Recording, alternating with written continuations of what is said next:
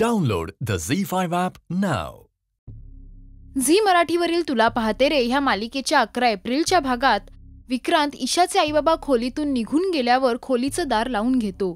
ईशा घाबरली असते तेव्हा विक्रांत तू मला घाबरू नकोस, मला तुझं कौतुक वाटत आहे असं सांगतो.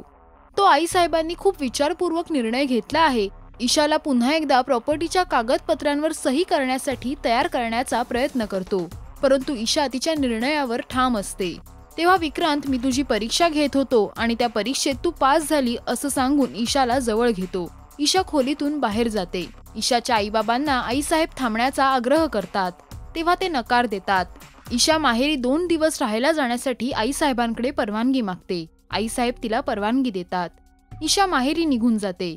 इथे झेंडे विक्रांतला कॉल करून ईशाने निर्णय बदलला का असं विचारतात.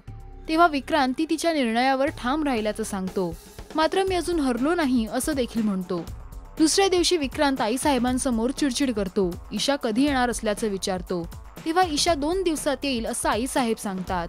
ईशा रुपालीला तिला विक्रांतच गजा पाटील आहे असं वाटत असल्याचं सांगते.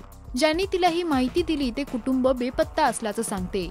तेव्हा रुपाली त्यांच्या कॉलेजच्या मैत्रिणीच्या मदतीने गजा पाटीलचा शोध घ्यायचं ठरवते. या मालिकेच्या आगामी भागात रुपाली ईशाला पोलीस कस्टडीमध्ये असलेल्या गजा पाटीलला पोलिसांनी सोडल्याचं सांगते. ईशा खऱ्या गजा पाटील पर्यंत कशी पोहोचणार? सरंजामींची प्रॉपर्टी मिळवण्यासाठी विक्रांत कोणत्या थराला जाणार? या सर्व प्रश्नांची उत्तरं मिळवण्यासाठी पहा तुला पाहते रे सोमवार ते शनिवार संध्याकाळी 8:30 वाजता फक्त झी मराठीवर. मराठी टेलिव्हिजन इंडस्ट्रीचे अपडेट मिळवण्यासाठी पहा आणि सबस्क्राईब करा राजश्री मराठी शोबज.